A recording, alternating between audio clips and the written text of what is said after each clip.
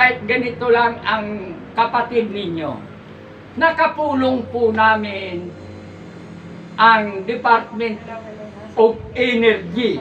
Ganito po ang kwento. Yung lumalakad niyan sa Nueva Ecija, may membro silang kaibigan ni Imelda. Dinala kay Imelda, ibinigay ni Imelda Marcos kay BBM at dinala ni BBM doon sa Department of Energy. Nung maghahanap ng kapulong, mapalad po akong nakasama ko kaharap ng Department of Energy. Ano yan sabi? Wala tayong gagastusin dyan. Dahil ang lalim niyan sa tuklas ni Escosa, 35,000 feet ang lalim, yung Surigao. Ngayon daw, umapaw daw dito na sa may Samar, sa may Diwa na, 10,000 feet na lang. Salamat naman. Alam niyo sabi, may gustong mamuhunan 40 billion lang ang pera. 40 billion lang, hindi sasapat. Kasi kung ma-extract yan, kailangan natin mga 1 trilyon. Dahil yung extraction yan. At yun ang future energy of the world. Yan ang papalit, tayo lang ang meron. Yun ang kapalit ng mana nung panahon ni Moses. Ngayon naman, sa ilalim naman galing, wala pong ubos yan. Yung ikot ng mundo, nasusyot doon sa Philippine Deep. Refine na yun. Hindi katulad nung rini-refine yan. Yan ang napakalaking biyaya. Kaya lang, hindi pa natin sigurado. Sila nga ba? Sila nga ba? Doon na lang po tayo. Kaya ngayon po, nahihiya akong ipangaral ang Diyos sa kalalagayan ng mga Pilipino ngayon. Ilan ang nakatira sa sementeryo sa La Loma? Ilang pamilya? Ilan ang nakatira sa ilalim ng tulay? Yan ba gusto mo ng Diyos yan? Nakakahiya kung mangangaral kayo ng Diyos ngayon. Ang Diyos bang yan manhid na di niya nakikita kung gaano kayaman yung mga politiko, kung gaano kahirap yung may hirap, gaano kalayo ang gap. Ang totoong mayaman po 5%. 10%, 20% ay mga politiko o mga aso-aso ng politiko. Tayo, 65%, tayo hanggang 70%. Ganon. Ganon po ang kalalagayan. Kaya lang, pag nagpantay-pantay, lumabas ang hari ng mga hari. Dapat abolish private property, abolish money. Magpapantay-pantay po tayo. Ganong kalaki yung kilala niyong politiko sa Isabela. Ganong kalawak ang lupa nila. Samantalang mayroon lupa, pasona. Gaano kalala? Yung isa 2,500, yung isa hectares, 2,500 hectares, yung isa 1,500 hectares. Paano po ang Diyos na yan? Nakakahiya. Kaya doon na lang muna ako sa pineapple Diyos. Kaya guwaba Diyos. Pag lumabas na magpantay-pantay ang tao, nako, mapapatay ko siguro yung ayaw sumamba sa Diyos na yan. Pagyo, ano na kasi, maano yan, kasi yung magulang, hindi naman may black sheep nga, pero gusto niya maganda lahat, pantay-pantay. Kung may 10 siyang anak, may 12, lalo na yung nanay, gusto niya pantay-pantay ang Kaya, pasensya na po kayo na nasabi ko, hindi ko pa may papangaral ang Diyos sa kalalagayan ng bansa natin. Malapit pa lang dumating ang Diyos para tagpasin ang mga politikong yan na sobrang nakaswapang at kagahaman at yung mga relihiyon na sobrang tatakaw sa pera.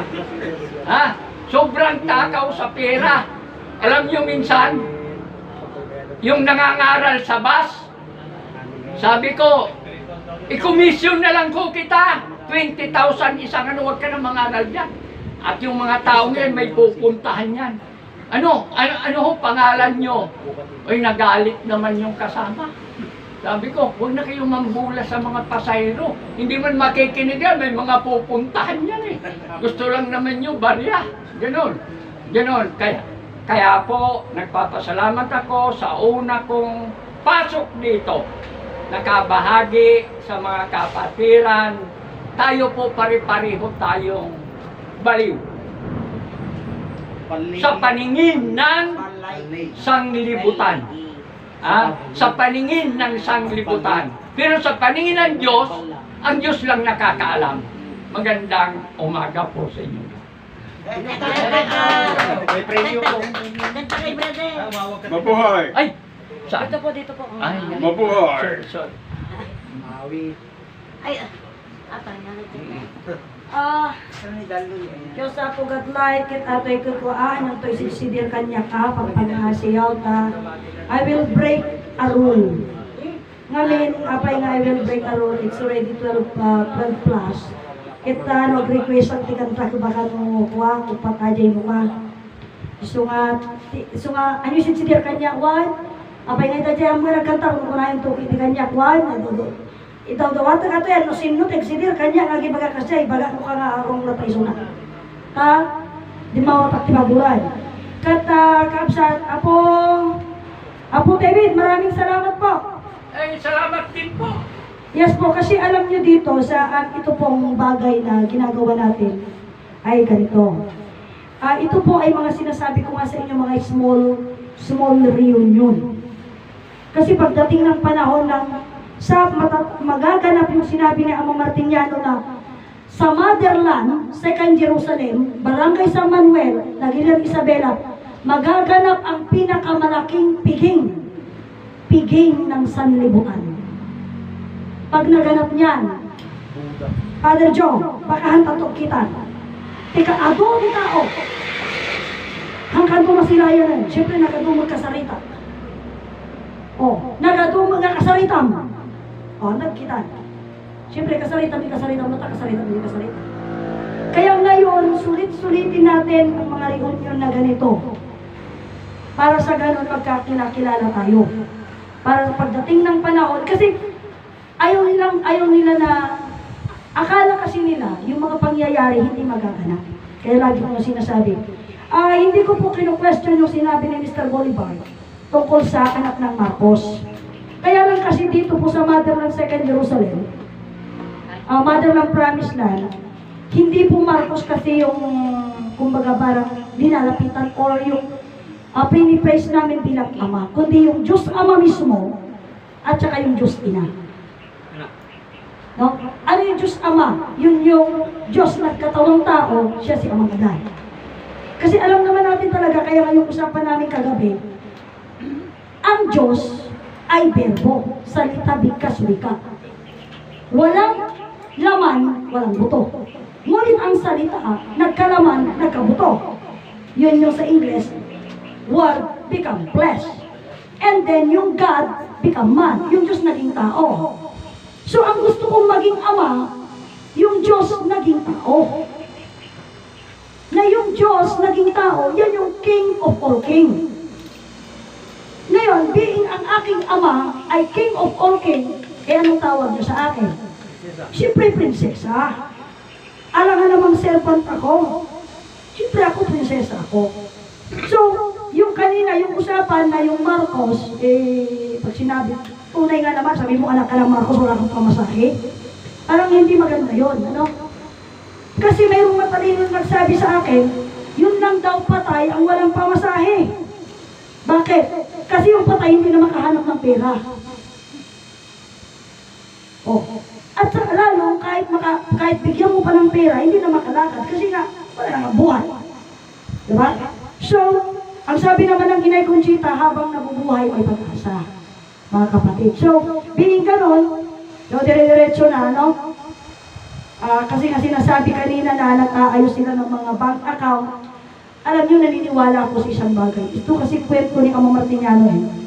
May time noon na Parang kumbaga ngayon, hindi ko sinasabi na wala na kaming bigas na kukwentuhan ko lang kayo konti lang. Nung hapon, ang sabi nung isa sa caretaker ng lagayan ng bigas sa Promised Land, mawala na tayong isa saing bukas. Ito na yung huli. Hindi sumagot ang Ama Martiniano. Kaumagahan tinanong niya, nagsaing ka na? Wala pong bigas, Ama. Ang tanong ulit ni Ama, nagsaing ka na? Wala pong bigas, Ama. Nakita mo na yung lagayan ng bigas? Hindi po, pero wala ng bigas. Kasi wala nang bigas kagabi eh. Alangan namang mayroong kaumagahan. Wala namang bumili. Panahon yung 1980s, ang hirap pa ng sasakyan, pumaroon at pumarito. Sa Promised Land.